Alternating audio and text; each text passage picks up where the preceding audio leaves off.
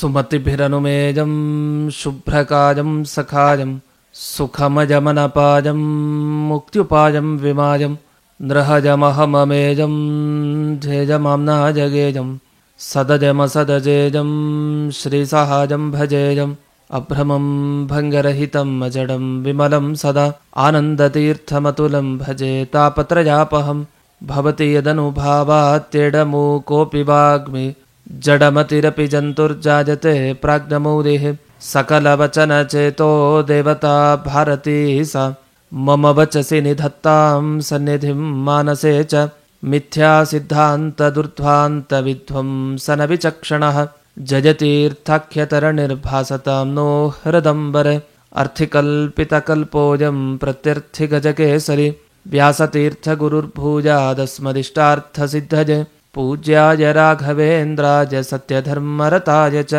ಭಜತಾಂ ಕಲ್ಪವೃಕ್ಷಾಯ ನಮತಾಂ ಕಾಮಧೇನವೇ ತಪಸ್ವಾಧ್ಯಾಯ ಶುಶ್ರೂಷಾ ಕೃಷ್ಣಪೂಜಾರತಂ ಮುನಿಂ ವಿಶ್ವೇಶಮಿಷ್ಟದಂ ವಂದೇ ಪರಿವ್ರಾಟ್ ಚಕ್ರವರ್ತಿನಂ ಶ್ರೀಗುರುಭ್ಯೋ ನಮಃ. ಹರಿ ಓಂ. ಗುರುರಾಯರ ಮತ್ತೊಂದು ಮಹಿಮೆ ಹೀಗಿದೆ. ಒಮ್ಮೆ ಗುರುರಾಯರು ತಮಿಳುನಾಡು ಪರಿಸರದಲ್ಲೇ ನೆಲೆಸಿರ್ತಾರೆ. ಶಿಷ್ಯರಿಗೆಲ್ಲ ಪಾಠವನ್ನು ಹೇಳ್ತಾ ಇರ್ತಾರೆ. ಅದು ಗುರುಗಳು ಅಂದರೆ ಹಾಗೇನೆ. ಸನ್ಯಾಸಿಗಳಿಗೆ ಏನಂದರೆ ವಿಶೇಷವಾಗಿ ಪಾಠವನ್ನು ಹೇಳಬೇಕು, ವಿದ್ಯಾಪರಂಪರೆಯನ್ನು ಉಳಿಸ್ಬೇಕು, ಸದ್ಧರ್ಮ ಪಾಲನೆಯನ್ನು ಎಲ್ಲರೂ ಮಾಡಬೇಕು ಅನ್ನೋದು ದೊಡ್ಡ ಉದ್ದೇಶ ಇರುತ್ತೆ. ಆ ನಿಟ್ಟಿನಲ್ಲಿ ಎಲ್ಲ ಶಿಷ್ಯರಿಗೂ ಸದಾ ಪಾಠವನ್ನು ಹೇಳೋ ಪ್ರವೃತ್ತಿ ಅದು ನಮ್ಮ ಗುರುರಾಯರದು. ಸದಾ ಪಾಠ. ಮಧ್ಯೆ ಮಧ್ಯೆ ಯಾರು ಭೇಟಿಗೆ ಬಂದರೆ ಅವರಿಗೆ ಅನುಗ್ರಹವನ್ನು ಮಾಡೋದು, ಇಷ್ಟು ವ್ಯವಸ್ಥೆ. ಹೀಗೆ ಒಂದು ದಿವಸ ಪಾಠ ಮಾಡ್ತಾ ಇದ್ರು, ಕೂತ್ಕೊಂಡಿದ್ರು. ಪಾಠದ ಸಮಯದಲ್ಲಿ 3 ಜನ ಬರ್ತಾರೆ. ಅವರು ಕೇರಳದವರು 3 ಜನ. ಕೇರಳ ಅಂದರೆ ಅದು ಜ್ಯೋತಿಷ್ಯ ಶಾಸ್ತ್ರ ಹೇಳೋಕೆ ಬಹಳ ಫೇಮಸ್ ಆದ ಕ್ಷೇತ್ರ ಅದು. ಅಂದರೆ ಅಲ್ಲಿ ತುಂಬ ಜ್ಯೋತಿಷ್ಯಗಳು ಸಿಗ್ತಾರೆ. ಜ್ಯೋತಿಷ್ಶಾಸ್ತ್ರವನ್ನು ಕಲೀಲಿಕ್ಕೆ ಈಗಲೂ ಕೂಡ ಅನೇಕರು ಕೇರಳಕ್ಕೆ ಹೋಗಿ ಬರ್ತಾರೆ. ಅಂಥ ಕ್ಷೇತ್ರ ಅದು ಕೇರಳ. ಅಲ್ಲಿಂದ ಒಂದು 3 ಜನ ಜ್ಯೋತಿಷ್ಯಗಳು ರಾಯರ ಬಳಿಗೆ ಬರ್ತಾರೆ. ಅವರು ಬಂದಿದ್ದ ಉದ್ದೇಶ ಇಷ್ಟೇ, ರಾಯರ ದರ್ಶನ ಮಾಡಬೇಕು, ಅವರ ಅನುಗ್ರಹವನ್ನು ಪಡ್ಕೊಂಡು ಹೋಗಬೇಕು ಅಂತ. ಹಾಗಾಗಿ ಅವರ ದರ್ಶನಕ್ಕೋಸ್ಕರ ಅಂತಲೇ ಕೇರಳದಿಂದ ಬಂದಿದ್ದಾರೆ ತಮಿಳುನಾಡು ಕ್ಷೇತ್ರಕ್ಕೆ. ಆ 3 ಜನ ಜ್ಯೋತಿಷ್ಯಗಳು ಬಂದು ರಾಯರಿಗೆ ನಮಸ್ಕಾರವನ್ನು ಮಾಡಿ, ದೀರ್ಘದಂಡ ನಮಸ್ಕಾರವನ್ನು ಮಾಡಿ, ಆಮೇಲೆ ಒಂದು ಮಾತನ್ನು ಹೇಳ್ತಾರೆ ರಾಯರಿಗೆ. ಏನಿಲ್ಲ, ನಮ್ಮ ತಾತನ ಕಾಲದಲ್ಲಿ ಅಂತ ಪ್ರಾರಂಭವನ್ನು ಮಾಡ್ತಾರೆ. ಅಂದರೆ ಇವ್ರ ತಾತ ಯಾರು? ಪ್ರಭಂಜನ ಶರ್ಮ ಅಂತ ಹೆಸರು. ಆ ಪ್ರಭಂಜನ ಶರ್ಮ ವಿಜೇಂದ್ರ ತೀರ್ಥರನ್ನು ಭೇಟಿಯಾಗಿರ್ತಾನೆ. ವಿಜೇಂದ್ರ ತೀರ್ಥರಿಗೆ ಒಂದು ಸವಾಲನ್ನು ಎಸಗಿರ್ತಾನೆ. ಜ್ಯೋತಿಷ್ಯ ಶಾಸ್ತ್ರದಲ್ಲಿ ನೈಪುಣ್ಯ ನನಗೆ ಎಷ್ಟಿದೆ, ನಿಮಗಿದೆಯಾ ಅನ್ನೋ ರೀತಿ ಒಂದು ಸವಾಲನ್ನು ಎಸಿತಾನೆ. ಯಾಕಂದರೆ 64 ವಿದ್ಯೆಗಳಲ್ಲಿ ಪಾರಂಗತರಾದವರು ವಿಜೇಂದ್ರ ತೀರ್ಥರು ಅಂತ ಆಗಿನ ಕಾಲದಲ್ಲಿ ಬಹಳ ಪ್ರಸಿದ್ಧಿಯಾಗಿತ್ತು. ನೋಡೇ ಬಿಡೋಣ, ಈ ಸನ್ಯಾಸಿಗಳಿಗೆ ಪರೀಕ್ಷೆ ಮಾಡೋಣ ಅಂತ ಆತ ಪರೀಕ್ಷೆಯನ್ನು ನೋಡಿದ. ಕೊನೆಗೆ ತಾನು ಸೋತ. ಬಹಳ ಸುಂದರವಾದ ಪ್ರಸಂಗ ಆ ಪ್ರಭಂಜನ ಶರ್ಮನ ಪ್ರಸಂಗ. ವಿಜೇಂದ್ರ ತೀರ್ಥರ ಘಟನೆ ಏನಾಯಿತು ಬಹಳ ಸುಂದರ. ಯಾಕೆಂದರೆ ಕೊನೆಗೆ ಆ ಘಟನೆಯಲ್ಲಿ ಆ ಪ್ರಭಂಜನ ಶರ್ಮನಿಗೆ ಗಂಡು ಮಗು ಆಗಿರುವ ಸುದ್ದಿಯನ್ನು ಮೊದಲೇ ಬರೆದಿರ್ತಾರೆ ವಿಜೇಂದ್ರ ತೀರ್ಥರ ಒಂದು ಪತ್ರದಲ್ಲಿ. ಆ ವಿಷಯವನ್ನು ಎಲ್ಲ ಸಭಿಕರ ಮುಂದೆ ಓದ್ತಾರೆ. ಒಬ್ಬ ಪ್ರಭಂಜನ ಶರ್ಮನಿಗೆ ಪರಿಚಿತನಾದವನು ಆ ಸಭೆಗೆ ಬಂದು, ನಿಮಗೆ ಗಂಡು ಮಗು ಆಗಿದೆ ಅಂತ. ದಿವ್ಯ ಅನುಗ್ರಹ. ಯಾಕಂದರೆ ಪ್ರತಿ ಸಲ ಎಡವಟ್ಟಾಗ್ತಾ ಇರತ್ತೆ ಅವನಿಗೆ.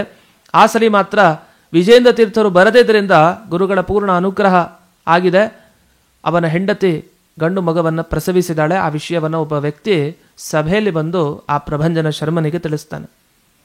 ಅದು ಗುರುರಾಯರ ಅಂದರೆ ವಿಜೇಂದ್ರ ತೀರ್ಥರ ಅನುಗ್ರಹ ಅಷ್ಟಿತ್ತು. ಆ ವಿಜೇಂದ್ರ ತೀರ್ಥರ ಶಿಷ್ಯರೇ ಸುಧೀಂದ್ರ ತೀರ್ಥರು, ಅವರ ಶಿಷ್ಯರೇ ಶ್ರೀ ರಾಘವೇಂದ್ರ ಸ್ವಾಮಿಗಳು. ಅವರ ಕಾಲದಲ್ಲಿ ನಡೆದ ಘಟನೆಯನ್ನು ಆ 3 ಜನ ಜ್ಯೋತಿಷ್ಯಗಳು ನೆನಪಿಸ್ಕೊಳ್ತಾರೆ. ಆದರೆ ಆಗ ಪ್ರಭಂಜನ ಶರ್ಮರು ತಾವು ಪಶ್ಚಾತ್ತಾಪಗೊಂಡು ನಮಸ್ಕಾರವನ್ನು ಮಾಡಿ, ವಿಶೇಷವಾದಂತಹ ಅನುಗ್ರಹ ನಮ್ಮ ಮೇಲೆ ನೀವು ಮಾಡಿದ್ದೀರಿ ಅಂತ ಬಹಳ ಕೊಂಡಾಡ್ತಾರೆ ವಿಜೇಂದ್ರ ತೀರ್ಥರನ್ನು. ಇದು ನಡೆದ ಘಟನೆ. ಅದನ್ನೆಲ್ಲ ಇವರು ಗುರುರಾಯರ ಮುಂದೆ ಹೇಳ್ತಾರೆ. ಹೇಳಿ, ನಿಮಗೆ ನೆನಪಾಯ್ತಾ ಅಂತ ಕೇಳ್ತಾರೆ. ಆಗ ಆ ವಿಷಯವನ್ನ ಚೆನ್ನಾಗಿ ಕೇಳಿರ್ತಾರೆ ಗುರುರಾಯರು ಕೂಡ. ಹೌದು ಹೌದು ಅಂತ ತಮ್ಮ ತಲೆಯನ್ನು ಅಲ್ಲಾಡಿಸ್ತಾರೆ, ಶಿರಕಂಪನ ಮಾಡಿ ಹೇಳ್ತಾರೆ, ಹೌದೌದು ಚೆನ್ನಾಗಿ ಗೊತ್ತು, ಪ್ರಭಂಜನ ಶರ್ಮನಿಗೂ ನಮ್ಮ ಪೂಜ್ಯ ಪರಮ ಗುರುಗಳಾದ ವಿಜೇಂದ್ರ ತೀರ್ಥರಿಗೂ ನಡೆದ ಘಟನೆ ಅವಶ್ಯವಾಗಿ ಅವಿಸ್ಮರಣೀಯವಾದ ಘಟನೆ ಅದು ಅಂತ. ಅದಾದಮೇಲೆ ಸುಧೀಂದ್ರ ತೀರ್ಥರು ಈ ವಿಷಯದ ಬಗ್ಗೆ ಹೇಳ್ತಾ ಇದ್ದದ್ದನ್ನು ಕೂಡ ರಾಯರು ನೆನಪಿಸ್ಕೊಳ್ತಾರೆ. ಇಷ್ಟು ನೆನಪಿಸ್ಕೊಂಡು, ನಿಮ್ಮ ಕುಲದಲ್ಲಿ ವಿಶೇಷವಾದ ಜ್ಯೋತಿಷಿಗಳಾಗಿದ್ದರು ಪ್ರಭಂಜನ ಶರ್ಮರು, ನಿಜ, ಕೊನೆಗೆ ಆ ವಿಜೇಂದ್ರ ತೀರ್ಥರು ಅನುಗ್ರಹ ಮಾಡಿದ್ದು ಎಲ್ಲ ತುಂಬ ಸುಂದರವಾದದ್ದು ಅಂತ ಹೀಗೆಲ್ಲ ಹೇಳಿ ಮುಕ್ತಾಯ ಮಾಡ್ತಾರೆ. ಅಷ್ಟೊತ್ತಿಗೆ ಜ್ಯೋತಿಷಿಗಳು ಆ ಮೂವರು ಹೇಳ್ತಾರೆ, ಸ್ವಾಮಿ, ನಮ್ಮದೊಂದು ಸವಿನಯ ಪ್ರಾರ್ಥನೆ ಏನಂದರೆ, ನಮ್ಮ ತಾತ ಹೇಗೆ ಪ್ರಭಂಜನ ಶರ್ಮರು ಉತ್ತಮವಾದ ಜ್ಯೋತಿಷ್ಯ ಶಾಸ್ತ್ರದ ವಿದ್ವಾಂಸರಾಗಿದ್ದರೋ ಆ ಪರಂಪರೆಯಲ್ಲಿ ಬಂದ ನಾವು ಕೂಡ ಮೂವರು ವಿಶೇಷವಾಗಿ ಜ್ಯೋತಿಷ್ಶಾಸ್ತ್ರದಲ್ಲಿ ಪರಿಣಿತಿಯನ್ನು ಪಡೆದಿದ್ದೇವೆ. ಹಾಗಾಗಿ ನಾವು ನಮ್ಮ ಪಾಂಡಿತ್ಯವನ್ನು ನಿಮಗೆ ಪ್ರದರ್ಶನ ಮಾಡಿ ನಿಮ್ಮ ಅನುಗ್ರಹವನ್ನು ಸಂಪಾದನೆ ಮಾಡಬೇಕು ಅಂತ ಬಂದಿದ್ದೀವಿ. ದಯವಿಟ್ಟು ನಮ್ಮ ಪಾಂಡಿತ್ಯವನ್ನು ನಾವು ತೋರಿಸ್ತೀವಿ ಅಂತ ಪ್ರಾರ್ಥನೆಯನ್ನು ಮಾಡ್ಕೊಳ್ತಾರೆ. ಇದು ಯಾವುದೇ ಸವಾಲಲ್ಲ. ಅದು ಹಾಗೆ ಯಾರೇ ಆಗಲಿ ತಾವೇನು ವಿದ್ಯೆಯನ್ನು ಕಲ್ತಿಲ್ತಾರೆ ಅದನ್ನು ಗುರುಗಳ ಸಮ್ಮುಖದಲ್ಲಿ ಒಪ್ಪಿಸಿದಾಗ ಅವರಿಂದ ಶ್ಲಾಘನೆಯನ್ನು ಪಡ್ಕೊಂಡ್ರೆ ಅದಕ್ಕೆ ಒಂದು ದೊಡ್ಡ ಮಹತ್ವ ಬರುತ್ತೆ. ಹಾಗಾಗಿ ಆ ಮಹತ್ವಕ್ಕೋಸ್ಕರ ಈ ಮೂರು ಜ್ಯೋತಿಷಿಗಳು ತಾವು ತಮ್ಮ ಪಾಂಡಿತ್ಯವನ್ನು ಪ್ರದರ್ಶನ ಮಾಡ್ತೀವಿ ಅಂತ ಕೇಳ್ಕೊಳ್ತಾರೆ. ಅದಕ್ಕೆ ಆಗಲಿ, ಹಾಗಾದರೆ ಹೀಗೆ ಮಾಡಿ ಒಂದು ಅಂತ ತಮ್ಮ ಪುತ್ರರನ್ನು, ಅಂದರೆ ಪೂರ್ವಾಶ್ರಮದ ಪುತ್ರ ಲಕ್ಷ್ಮೀನಾರಾಯಣಾಚಾರ್ಯರು ಅವರನ್ನು ಕರೆದು ಗುರುರಾಯರು ಕಿವಿ ಮಾತನ್ನು ಹೇಳ್ತಾರೆ, ಹೀಗೆ ಮಾಡಿ ಅಂತ ಹೇಳ್ತಾರೆ. ಸರಿ, ಅದಕ್ಕೆ ತಕ್ಕ ಹಾಗೆ ಲಕ್ಷ್ಮೀನಾರಾಯಣಾಚಾರ್ಯರು ಸೀದಾ ತಾವು ಒಂದು ವ್ಯವಸ್ಥೆಯನ್ನು ಮಾಡ್ತಾರೆ. ಏನದು ವ್ಯವಸ್ಥೆ ಅಂದರೆ, ಒಂದು ಜಾತಕವನ್ನು ಕೊಡ್ತಾರೆ ಆ ಮೂರು ಜನ ಜ್ಯೋತಿಷಿಗಳಿಗೆ. ಆ ಜಾತಕವನ್ನು ಪರಿಶೀಲಿಸಿ ಒಂದೆರಡು ದಿವಸ ಆದಮೇಲೆ ಅದರ ಬಗ್ಗೆ ನೀವು ಹೇಳಬೇಕು ಅಂತ. ಸರಿ, ಆದರೆ ಮೂರು ಜನ ಮಾತಾಡ್ಕೊಳ್ಳೋ ಹಾಗಿಲ್ಲ, ಒಬ್ಬೊಬ್ಬರನ್ನು ಒಂದೊಂದು ಕಡೆ ನೆಲೆಸೋ ಹಾಗೆ ವ್ಯವಸ್ಥೆಯನ್ನು ಮಾಡ್ತಾರೆ. ಸರಿ, ಒಬ್ಬೊಬ್ಬರು ಆ ಜಾತಕವನ್ನು ಹಿಡ್ಕೊಂಡು ಹೋಗ್ತಾರೆ. ಆ ಜಾತಕದಲ್ಲಿ ಯಾವ ಯಾವ ವಿಶೇಷವಾದ ಫಲಗಳಿದೆ ಎಲ್ಲವನ್ನು ಕೂಡ ತಾವು ಬರೆದುಕೊಂಡು ಬರ್ತಾರೆ. ಇದಕ್ಕೊಂದು 2-3 ದಿವಸ ಟೈಮ್ ತಗೊಳ್ತಾರೆ. ತುಂಬ ಉತ್ತಮ ವಿದ್ವಾಂಸರಾದರೂ ಒಂದು ಪರೀಕ್ಷೆ ಥರ ಪಾಂಡಿತ್ಯ ಪ್ರದರ್ಶನ ಮಾಡಬೇಕಲ್ಲ, ಪಕ್ಕ ಎಷ್ಟು ಸಾಧ್ಯನೋ ಅಷ್ಟು ಸೂಕ್ಷ್ಮವಾಗಿ ಆ ಜಾತಕದ ಪರಿಶೀಲನೆಯನ್ನು ಆ ಮೂವರು ಜ್ಯೋತಿಷಿಗಳು ಕೂಡ ಮಾಡ್ತಾರೆ. ಇಷ್ಟೆಲ್ಲ ಮಾಡಿ ವಾಪಸ್ಸು ಆ 3 ದಿವಸ ಆದಮೇಲೆ ಬಂದಾಗ ಎಲ್ಲ ಇಸ್ಕೊಳ್ತಾರೆ. ಇಸ್ಕೊಂಡು ಅದು ಶ್ರೀಪಾದಂಗಳವರ ಸನ್ನಿಧಾನದಲ್ಲಿ ಓದಲಾಗುತ್ತೆ. ಅದು ಕೂಡ ಮಧ್ಯಾಹ್ನ ಎಲ್ಲ ಸಂಸ್ಥಾನ ಪೂಜೆ ಎಲ್ಲ ಆಗಿದೆ. ಅದಾದ ಮೇಲೆ ಎಲ್ಲರೂ ಕೂಡ ಸಭೆಯಲ್ಲಿ ಕೂತಿದ್ದಾರೆ. ಈಗ ಎಲ್ಲರೂ ಓದ್ರಿ ಅಂಥೇಳಿ ಎಲ್ಲ ಜ್ಯೋತಿಷಿಗಳಿಗೆ ಹೇಳ್ತಾರೆ. ಜ್ಯೋತಿಷಿಗಳ ಹತ್ರ ಇಸ್ಕೊಳ್ತಾರೆ. ಇವರ ಕಡೆನೇ ಒಬ್ಬ ಶಿಷ್ಯ ತಾನು ಆ ಜಾತಕದ ಬಗ್ಗೆ ಏನೇನು ಬರೆದಿದ್ರು ಅದನ್ನು ಓದಲಿಕ್ಕೆ ಅಂತ ಪ್ರಾರಂಭವನ್ನು ಮಾಡ್ತಾರೆ. ಅದರಲ್ಲಿ ಮೊದಲನೇ ಜ್ಯೋತಿಷಿ ಏನು ಬರೆದಿದ್ದ ಅನ್ನೋ ವಿಷಯವನ್ನು ಹೇಳ್ತಾರೆ. ಮೊದಲನೇ ಜ್ಯೋತಿಷಿ ಬರೆದಿದ್ದಿಷ್ಟಂತೆ ಆ ಜಾತಕದ ಬಗ್ಗೆ. ಈ ಜಾತಕದ ವ್ಯಕ್ತಿ ಯಾರಿದಾನಲ್ಲ, ತುಂಬ ದೊಡ್ಡ ಅದ್ಭುತ ವ್ಯಕ್ತಿ, ಪರಮಾದ್ಭುತವಾದ ಜಾತಕ ಇದು. ಈ ಜಾತಕದಲ್ಲಿ ಯಾರ ಬಗ್ಗೆ ನಾವು ಹೇಳಲಿಕ್ಕೆ ಹೊರಟಿದ್ದೀವಿ ಅಂಥವ್ರು ಹೀಗಿರ್ತಾರೆ. ಏನಂದರೆ, ಇಂಥ ಉತ್ಕೃಷ್ಟನಾದ ವ್ಯಕ್ತಿಯ ವಿವರಣೆಯನ್ನು ನಾನು ಎಂದಿಗೂ ಮಾಡೇ ಇಲ್ಲ ಇದುವರೆಗೂ ಅಂತ. ಯಾಕಂದರೆ ಎಷ್ಟೋ ಜಾತಕವನ್ನು ಅವರು ನೋಡಿರ್ತಾರೆ. ಅವ್ರು ಹೇಳ್ತಾರೆ, ನನಗೆ ಎಷ್ಟೋ ಜಾತಕ ಬಂದಿತ್ತು, ಆದರೆ ಈ ಥರ ಜಾತಕದ ವ್ಯಕ್ತಿಯನ್ನು ನಾವು ಎಲ್ಲೂ ನೋಡೇ ಇಲ್ಲ, ಅಂಥ ಜಾತಕ ಇದು ಅಂತ. ಆ ಜಾತಕ ಹೇಳ್ತಾ ಇದೆ ಆ ವ್ಯಕ್ತಿ ಬಗ್ಗೆ, ಎಷ್ಟು ದೊಡ್ಡ ವ್ಯಕ್ತಿ ಇವನು ಅಂತ. ಯಾಕೆಂದರೆ ಎಲ್ಲ ಗ್ರಹಗಳು ಚೆನ್ನಾಗಿದೆ, ಉಚ್ಚ ಸ್ಥಾನದಲ್ಲಿದೆ, ಎಲ್ಲವೂ ಕೂಡ ಒಳ್ಳೆಯ ಫಲವನ್ನು ಕೊಡಲಿಕ್ಕೆ ಅಂತ ಕಾಯ್ತಾ ಇದೆಯಂತೆ. ಅಷ್ಟೇ ಅಲ್ಲ, ವಿಶೇಷವಾದ ಹರಿಯ ಅನುಗ್ರಹವನ್ನು ಪಡೆಯೋರು ಇವರು, ದೇವರ ಸಾಕ್ಷಾತ್ಕಾರ ಇವರಿಗಾಗತ್ತೆ, ಅಂಥ ಮಹಾಭಾಗ್ಯಶಾಲಿಗಳಿವರು. ಎಲ್ಲ ಸಾತ್ವಿಕ ಜನರಿಗೆ ದಿವ್ಯವಾದ ಅನುಗ್ರಹವನ್ನು ಮಾಡೋಂಥವ್ರು ಆಗ್ತಾರೆ ಇವರು. ಹೀಗೆ ಹೊಗಳ್ತಾ ಹೋಗ್ತಾರೆ. ಆ ಹೊಗಳೋ ಬರದಲ್ಲಿ ದೇವತಾಂಶ ಸಂಭೂತರು ಕೂಡ ಇವರು, ಸಾಕ್ಷಾತ್ ದೇವತೆನೇ ಇವರು ಅಂತ ಒಂದು ಮಾತನ್ನು ಹೇಳ್ತಾರೆ. ಹಾಗೆ ಜ್ಞಾನ, ಭಕ್ತಿ, ವೈರಾಗ್ಯ, ಹಾಗೆ ಅನೇಕ ರಾಜರುಗಳಿಂದ ಸನ್ಮಾನ ನಡೆಯುತ್ತೆ, ಮಹಾ ಅಭಿಷೇಕಗಳನ್ನು ಇವರು ಮಾಡಿಸ್ಕೊಳ್ತಾರೆ. ಅಸಾಧಾರಣವಾದ ಕೀರ್ತಿ, ಜಗತ್ತಿನಲ್ಲೇ ಇವರ ವಿದ್ವತ್ತಾಗಲಿ ಇವರ ಮಹಿಮೆಗಳಾಗಲಿ ಎಲ್ಲ ಕಡೆ ಪ್ರಕಟ ಆಗುತ್ತೆ. ಇವರಿಗೆ ಆಯುಷ್ಯ 100, ಶತಾಯುಷಿಗಳು ವಸ್ತುತಃ. ಆದರೂ ಸುಮಾರು ಒಂದು 78-80 ವಯಸ್ಸಿನಲ್ಲಿ ಅದೃಶ್ಯರಾಗುವಂಥ ಒಂದು ಸಂಭವ ಇದೆ ಅಂತ ಹೇಳ್ತಾರಂತೆ. ಅಂದರೆ ಅವರೇ ಮನಸಾರೆ ಸಾಕು, ಇನ್ನು ನಾನು ಅದೃಶ್ಯನಾಗ್ಬಿಡ್ತೇನೆ ಅಂತ ತಾವು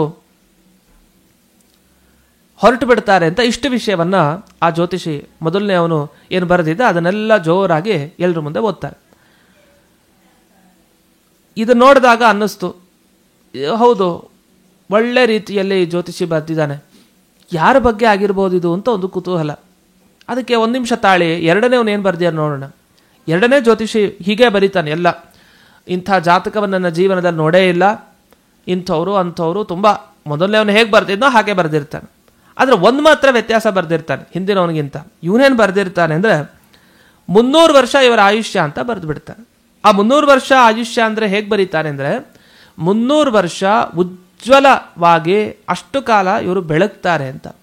ಅಷ್ಟು ಕಾಲ ಬೆಳಗ್ತಾರೆ ಅಂದರೆ 300 ವರ್ಷ ಬದುಕಿರಬೇಕು ಅಂತಾನೆ ಅರ್ಥ. ಹಾಗೆ ಅವನು ವಿವರಣೆ ಮಾಡಿಬಿಟ್ಟಿದ್ದಾನೆ. ಸಾಮಾನ್ಯವಾಗಿ ಒಬ್ಬ ಮನುಷ್ಯ ಬದುಕೋ 100 ವರ್ಷ 120 ವರ್ಷ ಹೀಗೆ ಕಾಲಮಾನ ಇರುತ್ತೆ. ಕೆಲವರು ಇವಾಗ 140 150 ಬದುಕ್ತಾರೆ ಅಂತ ಹೇಳ್ತಾರೆ, ಅದೆಲ್ಲ ಬೇರೆ ವಿಷಯ, ಇರಲಿ, ಅದ್ರ ಬಗ್ಗೆ ನಾವು ಹೋಗೋದು ಬೇಡ. ಅಂತೂ ವೇದಶಾಸ್ತ್ರಗಳಲ್ಲಿ 100 ವರ್ಷ 120 ವರ್ಷ ಅಂತ ಸಾಮಾನ್ಯವಾಗಿ ಮನುಷ್ಯನ ಪರಿಮಿತಿಯನ್ನು ಹೇಳಿರ್ತಾರೆ. ಇನ್ನು ಮೂರನೇ ಜ್ಯೋತಿಷಿ ತಾನೇನು ಬರೆದಿದ್ದ ನೋಡ್ಬೋಣ. ಸರಿ, ಅವನು ಬರೀತಾನೆ, ಎಲ್ಲ ಇದೇ ಥರ ಬರೀತಾನೆ. ಯಾಕೆ 3 ಜನನು ಕೂಡ ಅದೇ ಪರಂಪರೆಯಲ್ಲಿ ಬಂದವರು, ಚೆನ್ನಾಗಿ ಹಾಗೆ ಬರೆದಿದ್ದಾರೆ, ಎಲ್ಲರನ್ನೂ ಬೇರೆ ಬೇರೆ ಕಡೆ ಹಾಕಿದ್ರು. ಆದರೆ ಇದೊಂದು ವಿಷಯ ಮಾತ್ರ ಆಚೆ ಈಚೆ ಎಡವಟ್ಟು ಮಾಡಿದರು. 700 ವರ್ಷ ಇವರ ಆಯುಷ್ಯ ಅಂತ ಬರೆದು ಬಿಡ್ತಾನೆ. ಸರಿ, ಎಲ್ಲರೂ ಕೇಳ್ತಾರೆ, ಎಲ್ರಿಗೂ ಗೊತ್ತಾಯಿತು ಯಾರು ಹಾಗಾದರೆ ಇದು, ಈ ಜಾತಕದಲ್ಲಿ ಯಾರ ಬಗ್ಗೆ ಹೇಳ್ತಾ ಇದ್ದಾರೆ ಅನ್ನುವ ಗೊಂದಲ. ಸ್ವಲ್ಪ ಎಲ್ಲ ಕೆಲವರು ಊಹೆ ಮಾಡಿದ್ರಂತೆ, ಕೆಲವರಿಗೆ ಗೊತ್ತಾಗಲಿಲ್ಲ ಯಾರ ಬಗ್ಗೆ ಇದು ಅಂತ. ಕೊನೆಗೆ ಪ್ರಕಟವಾಗಿ ಹೇಳಿದ್ರಂತೆ ಯಾರ ಬಗ್ಗೆ ಇದು. ಆ ಜ್ಯೋತಿಷಿಗಳಿಗೂ ಕೂಡ ಗೊತ್ತಾಗಿಲ್ಲ ಇದು ಯಾರ ಬಗ್ಗೆ ಅಂತ. ಅವರು ಜಾತಕ ನೋಡಿದ್ರು, ಆ ಗ್ರಹಗಳು ನೋಡಿದ್ರು, ಈ ಥರ ಅವ್ರು ಬಾಳ್ತಾರೆ ಜೀವನದಲ್ಲಿ ಅಷ್ಟು ಹೇಳಿದ್ರು. ಆದರೆ ಆ ವ್ಯಕ್ತಿ ಯಾರು ಅಂತ ಗೊತ್ತಾಗಲಿಲ್ಲ. ಆದರೆ ಊಹಿಸಿದ್ರೆ ಎಲ್ಲರೂ ಕೂಡ ಅದು ನಿಶ್ಚಯ ಆಗಬೇಕಲ್ಲ. ಲಕ್ಷ್ಮೀ ನರಸಿಂಹಾಚಾರ್ಯ ಅಲ್ಲೇ ಇದ್ರು, ಅವರಿಗೆ ಗೊತ್ತಾಯಿತು ಇದು ಗುರುರಾಯರದ್ದೇ ಜಾತಕ ಅಂತ. ಎಲ್ರಿಗೂ ಆಶ್ಚರ್ಯವೋ ಆಶ್ಚರ್ಯ. ಓಹೋ, ರಾಯರೇ ಜಾತಕ ಏನಿತ್ತು ತಮ್ಮ ಜಾತಕವನ್ನೇ ತಾವು ಕಳಿಸಿದ್ದಾರೆ ಪರೀಕ್ಷೆಗೋಸ್ಕರ. ಆ ಜಾತಕವನ್ನು ಪರಿಶೀಲನೆ ಮಾಡ್ತಾ ಅವರು ಒಬ್ಬೊಬ್ಬರು ಅನಂತರ ಬರೆದು ಬಿಟ್ಟಿದ್ದಾರೆ. ಅದು ಹಾಗೆ ಆಗತ್ತೆ. ದೊಡ್ಡವರ ಜಾತಕವನ್ನು ನಾವೇನೋ ನೋಡಿ ನಾವು ಅದಕ್ಕೇನು ಫಲ ಅಂತ ಹೇಳ್ತೀವಿ ಅಂತ ಹೊರಟ್ರೆ ಅದು ಅವರ ಅನುಗ್ರಹದಿಂದ ಬರೆದ ಆಗಿರ್ಬೇಕದಷ್ಟೇ ಹೊರತು ಹಾಗೆ ದಿಢೀರಂತ ತತ್ಕ್ಷಣದಲ್ಲೇ ಎಲ್ಲವನ್ನು ವಿಮರ್ಶೆ ಮಾಡಿ ಬರಲಿಕ್ಕೆ ಸಾಧ್ಯ ಇಲ್ಲ. ಹಾಗಾಗಿ 3 ದಿವಸ ಟೈಮು ಕೂಡ ಆಯ್ತು ಇವರಿಗೆ. 2-3 ದಿವಸಗಳ ಕಾಲ ಟೈಮನ್ನು ತಗೊಂಡು ಬರೆದಿದ್ದು. ಅದರಲ್ಲೂ ಬರೀತಾ ಎಷ್ಟು ಎಡವಟ್ಟಾಯ್ತು ನೋಡಿ. 3 ಜನ ಕಲ್ತಿದ್ದು ಒಬ್ಬರ ಹತ್ರನೇ, ಅಂದರೆ ಅದೇ ಪರಂಪರೆಯಲ್ಲೇ ಜ್ಯೋತಿಷಾಸ್ತ್ರವನ್ನು ಕಲ್ತಿದ್ದು. ಆದರೆ 3 ಜನನು 3 ಥರ ಬರೆದು ಬಿಟ್ರಲ್ಲ, ಅಲ್ಲಿ ಆಯುಷ್ಯದ ವಿಷಯದಲ್ಲಿ ಮಾತ್ರ ಈ ಎಡವಟ್ಟಾಯಿತು. ಸರಿ, ಎಲ್ಲ ವಿದ್ವಾಂಸರು ಅಲ್ಲಿ ಇಲ್ಲಿರೋರೆಲ್ಲ ಅಂದ್ಕೊಂಡ್ರಂತೆ ಎಲ್ಲ ಚೆನ್ನಾಗಿ ಬರೆದಿದ್ದಾರೇನೋ ಸರಿ, ಆದರೆ ಎಂಥ ವಿದ್ವಾಂಸರು ಒಬ್ಬೊಬ್ಬರು ಒಂದೊಂದು ಆಯುಷ್ಯ ಬರೀತಾರಲ್ಲ, ಇದಕ್ಕೇನನ್ಬೇಕು. ಅದು ಕಷ್ಟನೂ ಕೂಡ ಹೌದಂತೆ. ಒಬ್ಬ ವ್ಯಕ್ತಿಯ ಆಯುಷ್ಯವನ್ನು ತೀರ್ಮಾನ ಮಾಡೋದು ಭಗವಂತನ ಕೈಲಿ ಮಾತ್ರ ಇದೆ, ಅದು ಇನ್ನೊಬ್ಬರ ಕೈಲಲ್ಲ. ಆದರೆ ರಾಮಚಂದ್ರನೇ ಪ್ರೇರಣೆ ಮಾಡಿದಾಗ ಇವ್ರು 3 ಜನ ಬರೆದಿದ್ದಾರೆ. ಒಬ್ಬ 100 ಅಂತ ಬರೀತಾನೆ, ಆದರೆ ಅದೃಶ್ಯರಾಗ್ಬಿಡ್ತಾರೆ ಒಂದು 80-78 ವಯಸ್ಸಿನಲ್ಲಿ ಅಂತ ಅದನ್ನೂ ಬರೆದಿದ್ದಾನೊಬ್ಬ. ಇನ್ನೊಬ್ಬ 300 ವರ್ಷ ಅಂತ ಬರೆದ, ಇನ್ನೊಬ್ಬ 700 ವರ್ಷ ಅಂತ ಬರೆದ. ಹೀಗೆ 100, 300, 700 ಈ ಥರ ಬರೆದಾಯ್ತು. ಎಲ್ರಿಗೂ ಗಾಬರಿ, ಏನು ವಿದ್ವಾಂಸರಪ್ಪ, ಎಲ್ಲ ವಿಷಯ ಬರೆದು ಇದೊಂದು ಮಾತ್ರ ಎಡವಟ್ಟು ಮಾಡಿದ್ರಲ್ಲ ಅಂತ. ಆವಾಗ ರಾಯರು ನಗ್ತಾರೆ. ಅವರ ಹತ್ರನೇ ಇವ್ರು 3 ಜನ ನೋಡ್ತಾರೆ, ಈ ಜ್ಯೋತಿಷ್ಯಗಳು, ನಮ್ಮ ಕಥೆ ಮುಗಿಯಿತು, ಜನರ ಮುಂದೆ ಮರ್ಯಾದೆ ಏನೋ ಸಿಗುತ್ತೆ, ಜೊತೆಗೆ ಅವಮಾನನೂ ಆಗತ್ತೆ ಇನ್ನು ಮುಂದೆ ಅಂತ ಅವರಿಗೆ ಖಾತ್ರಿಯಾಗಿದೆ. 3 ಜ್ಯೋತಿಷ್ಯಗಳನ್ನು ಬದುಕಿಸಿದವು ರಾಯರು ಒಂದು ರೀತಿಯಲ್ಲಿ.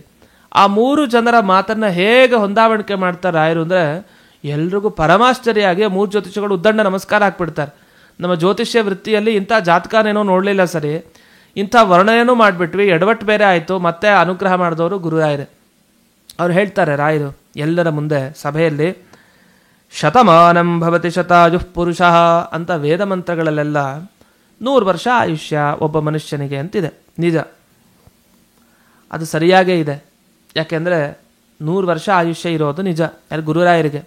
ಆದರೆ ಅದೃಶ್ಯರು ಆಗ್ಬಿಡ್ತಾರೆ. ಅಂದರೆ ಜನರ ಕಣ್ಣಿಗೆ ಕಾಣಿಸೋದು ಪೂರ್ತಿ 100 ವರ್ಷ ಕಾಣಿಸ್ತಾರೆ ಅಂತಿಲ್ಲ. ಅದರ ಮುಂಚೆ ಅದೃಶ್ಯರಾಗ್ತಾರೆ, ಅಂದರೆ ಬೃಂದಾವನ ಪ್ರವೇಶ ಮಾಡ್ತಾರೆ ಅಂತ ಅರ್ಥ. ಇದು ಸತ್ಯ. ಇದು ಮೊದಲನೇ ಅವ್ರದ್ದೇನು ಗೊಂದಲ ಆಗಲಿಲ್ಲ, ಅವ್ರು ಚೆನ್ನಾಗೇ ಬರೆದು ಬಿಟ್ರು. ಎರಡನೇ ಅವ್ರು ಏನು ಬರೆದ್ರು 300 ವರ್ಷ ಆಯುಷ್ಯ ಅಂತ. ಇದು ಹೆಂಗಪ್ಪ ಅಂತ ಆವಾಗ ಗುರುರಾಯರು ಹೇಳ್ತಾರೆ, ನೋಡಿ 300 ವರ್ಷ ಆಯುಷ್ಯ ಅಂದರೆ ನಾವು ವೃಂದಾವನ ಪ್ರವೇಶ ಆದ ಮೇಲೆ ನಾವು ಯಾವ ರೂಪದಲ್ಲಿರ್ತೀವಿ? ಕಾಣಿಸೋದಂತೂ ಕಾಣಿಸ್ಲಿಕ್ಕೆ ಸಾಧ್ಯ ಇಲ್ಲ, ಯಾಕೆ ವೃಂದಾವನದ ಒಳಗಡೆ ಇರ್ತಾರೆ ಗುರುರಾಯರು. ಹಾಗಾದ್ರೆ ಯಾವ ರೂಪದಲ್ಲಿ ಕಾಣಿಸ್ತಾರೆ? ಗ್ರಂಥದ ರೂಪದಲ್ಲಿ ಕಾಣಿಸ್ತಾರೆ. ಗುರುರಾಯರ ಗ್ರಂಥ ಅಂದರೆ ಪರಿಮಳ ಗ್ರಂಥ ಅಂತ ಚೆನ್ನಾಗಿ ನಮ್ಮ ತಲೆಗೆ ಬರುತ್ತೆ. ಯಾಕೆಂದರೆ ಪರಿಮಳಾಚಾರ್ಯರು ಅಂತಲೇ ಪ್ರಸಿದ್ಧ. ಪರಿಮಳ ಪ್ರಸಾದ, ಪರಿಮಳ ಆಚಾರ್ಯರು ಅಂತಾರೆ ಬಹಳ ಪ್ರಸಿದ್ಧ. ಈ ಪ್ರಸಿದ್ಧವಾದ ಪ್ರಸಾದ ಆಗಲಿ, ಪ್ರಸಿದ್ಧವಾದ ಗ್ರಂಥಗಳಾಗಲಿ, ಪ್ರಸಿದ್ಧವಾದ ಆಚಾರ್ಯರ ಹೆಸರಾಗಲಿ, ಇದೆಲ್ಲ ಏನು ಸೂಚಿಸ್ತಾ ಇದೆ? ಜಯತೀರ್ಥರ ನ್ಯಾಯಸುಧಾ ಗ್ರಂಥಕ್ಕೆ ಒಂದು ವ್ಯಾಖ್ಯಾನವನ್ನು ಅಥವಾ ಟಿಪ್ಪಣಿಯನ್ನು ಬರೆದಿದ್ದಾರೆ ಯಾರು? ರಾಯರು. ಅದೇ ಪರಿಮಳ ಗ್ರಂಥ. ಅದಕ್ಕೆ ಹೆಸರು ಪರಿಮಳ ಅಂತ. ಅಂಥ ಪರಿಮಳ ಗ್ರಂಥ ರೂಪದಲ್ಲಿ ರಾಯರು ಇರ್ತಾರೆ ಅಂತ ಅರ್ಥ. ಅಷ್ಟೇ ಅಲ್ಲ, ಒಂದೇ ಗ್ರಂಥ ಅಲ್ಲ, ಅನೇಕ ಗ್ರಂಥಗಳನ್ನು ರಾಯರು ಬರೆದಿದ್ದಾರೆ. ಉದಾಹರಣೆಗೆ ಒಂದನ್ನು ಹೇಳಿದೆ. ಯಾವತ್ತೂ ಒಬ್ಬ ವ್ಯಕ್ತಿ ತಾನು ವೃಂದಾವನ ಪ್ರವೇಶ ಮಾಡಿದ ಮೇಲೆ ಜನರಿಗೆ ಹೇಗೆ ಸಿಗ್ತಾನೆ ಅಂದರೆ ತನ್ನ ಗ್ರಂಥದ ಮುಖಾಂತರ ಜನರಿಗೆ ಸಿಗ್ತಾನೆ. ಇವತ್ತಿನ ದಿವಸ ನಾವೆಲ್ಲ ಪರಿಮಳ ಗ್ರಂಥವನ್ನು ಮನೆಗಳಲ್ಲಿ ನಾವು ಇಟ್ಟುಕೊಳ್ಬೇಕು. ಅದಕ್ಕೆ ಆರಾಧನೆ ಮಾಡಬೇಕು, ಮಂಗಳಾರತಿಯನ್ನು ಮಾಡಬೇಕು, ಓದಬೇಕು ಒಂದು ಪಂಕ್ತಿಯನ್ನಾದರೂ ದಿವಸ. ಇಷ್ಟನ್ನು ಮಾಡಿದರೆ ರಾಯರಿಗೆ ಪ್ರೀತಿ. ರಾಯರು ನಮ್ಮ ಮನೆಯಲ್ಲಿದ್ದಾರೆ ಅಂತ ಅರ್ಥ. ರಾಯರ ವೃಂದಾವನವನ್ನು ಇಟ್ಕೊಳ್ತೀವಿ ನಿಜ, ರಾಯರ ಮೂರ್ತಿ ಎಲ್ಲ ಇದೆ ನಿಜ, ಫೋಟೋ ಎಲ್ಲವೂ ಇದೆ. ಅದರ ಜೊತೆಗೆ ರಾಯರು ಬರೆದ ಆ ಪರಿಮಳ ಗ್ರಂಥ ಅಥವಾ ಬೇರೆ ಗ್ರಂಥ ಏನಿದೆ ಅದನ್ನೆಲ್ಲ ಮನೆಯಲ್ಲಿ ಇಟ್ಕೊಳ್ಬೇಕು. ಆ ರೂಪದಲ್ಲಿ ರಾಯರು ಇರ್ತಾರೆ. ಆಗ ಅವರು ಹೇಳ್ತಾರೆ 300 ವರ್ಷದವರೆಗೆ ತಮ್ಮ ಬೃಂದಾವನ ಪ್ರವೇಶ ಆದ ಮೇಲೆ ಎಲ್ಲ ಪಂಡಿತರು, ಸಾವಿರಾರು ಜನ ಆ ಪರಿಮಳ ಗ್ರಂಥ ಮೊದಲಾದವುಗಳ ಅಧ್ಯಯನವನ್ನು ಮಾಡಿ ಪ್ರಚಾರ ಮಾಡ್ತಾ ಇರ್ತಾರೆ, ಶಿಷ್ಯ ಪರಂಪರೆಯನ್ನು ಬೆಳೆಸ್ತಾ ಇರ್ತಾರೆ. ಎಲ್ಲಿವರೆಗೂ ಅವರು ಬರೆದ ಗ್ರಂಥಗಳ ಅಸ್ತಿತ್ವ ಇರುತ್ತೋ ಅಲ್ಲಿವರೆಗೂ ಅವರ ಆಯುಷ್ಯ ಅಂತ ಅರ್ಥ. ಅಂದರೆ ಆ ವ್ಯಕ್ತಿಯನ್ನು ಅಲ್ಲಿವರೆಗೂ ನೆನಪಿಸ್ಕೊಳ್ತಾ ಇರ್ತಾರೆ ಅಂತ ಅರ್ಥ. ಹೀಗಾಗಿ ಒಬ್ಬ ವ್ಯಕ್ತಿ ದಿವಂಗತನಾದ ಮೇಲೆ ಅಥವಾ ವೃಂದಾವನ ಪ್ರವೇಶ ಮಾಡ್ತಾನೆ ಅಂತ ಆದರೆ ಅವನ ಕೀರ್ತಿ ಎಲ್ಲ ಕಡೆ ಹರಡಿರುತ್ತೆ. ಪ್ರಕೃತ ರಾಯರು ಬೃಂದಾವನ ಪ್ರವೇಶ ಮಾಡಿದ್ರು, ಸಶರೀರ ಬೃಂದಾವನ ಪ್ರವೇಶ, ಬೃಂದಾವನ ನಿರ್ಮಾಣ ಮಾಡ್ಕೊಂಡು ಹಾಗೆ ಒಳಗಡೆ ಹೋಗಿ ಕೂತರು. ಎಂಥ ಮಹಾನುಭಾವರು! ಅಂಥ ರಾಯರ ಕೀರ್ತಿ ತಮ್ಮ ಗ್ರಂಥಗಳ ಮುಖಾಂತರ ನಿರಂತರ 300 ವರ್ಷಗಳ ಕಾಲ ಹರಡಿರುತ್ತೆ. ಆಮೇಲೆ ಇರಲ್ಲ ಅಂತಿಲ್ಲ, ಅಷ್ಟಿರಲ್ಲ ಅಂತ ಅರ್ಥ. ಹಿಂದಿನಂತೆ ಇರಲ್ಲ, ಇರುತ್ತೆ. ಆದರೆ ಅದು ಸಾವಿರಾರು ಜನಕ್ಕೆ ಸೀಮಿತವಾದದ್ದು, ಇನ್ನು ಅಲ್ಪ ಪ್ರಮಾಣದಲ್ಲಿ ಆಗತ್ತೆ ಅಂತ ಅಷ್ಟೇ ಅರ್ಥ. ಇನ್ನು ಇದಾದ ಮೇಲೆ ಇನ್ನೊಬ್ಬ ಬರೆದಿದ್ದಲ್ಲ ಜ್ಯೋತಿಷಿ 700 ವರ್ಷ ಅಂತ. ಇದಕ್ಕೇನಪ್ಪ ಅರ್ಥ ಮಾಡೋದು ಅಂದರೆ 700 ವರ್ಷ ವೃಂದಾವನದ ಒಳಗಡೆ ಇದ್ದೇ ರಾಯರು ದಿವ್ಯ ಅನುಗ್ರಹವನ್ನು ಮಾಡ್ತಾ ಹೋಗ್ತಾರಂತೆ. ಹೀಗೆ ರಾಯರು ವೃಂದಾವನದಲ್ಲಿ ಸನ್ನಿಹಿತರಾಗಿ 700 ವರ್ಷಗಳವರೆಗೆ ತಮ್ಮ ದಿವ್ಯವಾದ ಪ್ರಭಾವವನ್ನು ಬೀರ್ತಾ ಭಗವಂತನ ಸಂಕಲ್ಪಕ್ಕೆ ಅನುಗುಣವಾಗಿ ಇರ್ತಾರೆ, ದಿವ್ಯವಾದ ಅನುಗ್ರಹವನ್ನು ಮಾಡ್ತಾ ಇರ್ತಾರೆ. ಹೀಗೆ 100 ವರ್ಷ, 300 ವರ್ಷ, 700 ವರ್ಷ ಇದಕ್ಕೆಲ್ಲ ಹೀಗೆ ಸಂಯೋಜನೆಯನ್ನು ಮಾಡಿ ಗುರುರಾಯರು ವಿವರಿಸ್ತಾರೆ. ನಾವು ಅಂದ್ಕೊಳ್ತೀವಿ ಗುರುರಾಯರು 700 ವರ್ಷ ತನಕ ಅಲ್ಲ, ಸದಾ ನಮ್ಮ ಜೊತೆಗೆ ಇದ್ದೇ ಇರ್ತಾರೆ ನಾವಿರೋವರೆಗೂ. ಯಾಕೆಂದರೆ ದೇವರ ಅನುಗ್ರಹ ಹಾಗೆ. ಅವರು ಪ್ರಹ್ಲಾದರಾಜರ ಅಂಶ ಸಂಭೂತರು. ಪ್ರಹ್ಲಾದರಾಜ ಹಾಗೆ ಜನರನ್ನು ಬಿಟ್ಟು ಹೋಗೋದಿಲ್ಲ, ಮನಸಾರೆ ಅವನು ಇದ್ದೇ ಇರ್ತಾನೆ. ಎಲ್ಲರ ಮನಸ್ಸಿನಲ್ಲಿ ಎಲ್ಲಿವರೆಗೂ ಶಾಶ್ವತವಾಗಿ ರಾಯರಿರ್ತಾರೋ ಅಲ್ಲಿವರೆಗೂ ರಾಯರು ಪರಮ ಅನುಗ್ರಹವನ್ನು ಮಾಡೇ ಮಾಡ್ತಾರೆ ಅಂತ ಹೇಳ್ತಾ, ಹೀಗೆ ಈ ಘಟನೆಯಲ್ಲಿ ಗಮನಿಸಬೇಕಾಗಿದ್ದೇನು, ಜ್ಯೋತಿಷ್ಯಗಳಿಗೂ ಆಶ್ಚರ್ಯ ಆಗೋ ರೀತಿಯಲ್ಲಿ ರಾಯರು ಅದರ ಸಂಯೋಜನೆಯನ್ನು ಮಾಡಿ ಆ ಜ್ಯೋತಿಷ್ಯಗಳಿಗೆ ದಿವ್ಯ ಅನುಗ್ರಹವನ್ನು ಮಾಡಿದರು. ಎಲ್ಲ ಜನರಿಗೂ ತಮ್ಮ ದಿವ್ಯ ಅನುಗ್ರಹ ಹೇಗೆ ಆಗತ್ತೆ ಅನ್ನೋದನ್ನು ಕೂಡ ತಿಳಿಸಿದ್ದಾರೆ. ಬೃಂದಾವನದ ಒಳಗಡೆ ಇದ್ದು ಇವತ್ತಿಗೂ ಕೂಡ ರಾಯರು ಅನುಗ್ರಹವನ್ನು ಮಾಡ್ತಾ ಇದ್ದಾರೆ. ಗ್ರಂಥಗಳ ಮುಖಾಂತರ ಅನುಗ್ರಹ ಮಾಡ್ತಾ ಇದ್ದಾರೆ. ಅನೇಕ ಥರ ಅನುಗ್ರಹವನ್ನು, ಅನೇಕ ರೀತಿ ಅವರ ಮಂತ್ರಾಕ್ಷತೆ, ಅವರ ಪ್ರಸಾದ, ಅವರ ಸ್ಮರಣೆ, ಅವರ ಗ್ರಂಥಗಳು, ಅವರನ್ನು ದರ್ಶನ ಮಾಡಿದರೂ ಸಾಕು. ಹೀಗೆ ಅನೇಕ ಥರ ಇದೆ. ಪ್ರದಕ್ಷಿಣೆ ಆಗ್ಬೋದು, ಅನೇಕ ತರಹದ ಸೇವಾ ವಿಧಾನಗಳಿಂದ ಗುರುರಾಯರ ಅನುಗ್ರಹವನ್ನು ಪಡೆಯಲಿಕ್ಕೆ ಅವಕಾಶ ಇದೆ. ದಿವ್ಯ ಮಹಿಮೆ ಈ ಘಟನೆಯಿಂದ ನಮಗೆ ರಾಯರ ಬಗ್ಗೆ ತಿಳಿತಾ ಇದೆ. ಇಂಥ ದಿವ್ಯ ಮಹಿಮೋಪೇತರಾದ ಶ್ರೀ ಗುರುರಾಯರ ದಿವ್ಯ ಅನುಗ್ರಹ ನಿಮ್ಮೆಲ್ಲರಿಗೂ ಕೂಡ ಈ ಸಂಚಿಕೆಯನ್ನು ವೀಕ್ಷಿಸಿದವರೆಗಾಗಲಿ ಅಂತ ಈ ಸಂದರ್ಭದಲ್ಲಿ ಪ್ರಾರ್ಥನೆಯನ್ನು ಮಾಡ್ತಾ ಈ ಸಂಚಿಕೆಯನ್ನು ಅಸ್ಮದ್ ಗುರುವಂತರ್ಗತ ವ್ಯಾಸತೀರ್ಥ ಗುರುವಂತರ್ಗತ ಭಾರತೀ ರಮಣ ಮುಖ್ಯ ಪ್ರಾಣಾಂತರ್ಗತ ಶ್ರೀಮನ್ ಮೂಲ ಗೋಪಾಲಕೃಷ್ಣನಿಗೆ ಅರ್ಪಣೆಯನ್ನು ಮಾಡ್ತಾ ಇದ್ದೇನೆ. ಶ್ರೀ ಕೃಷ್ಣಾರ್ಪಣಮಸ್ತು.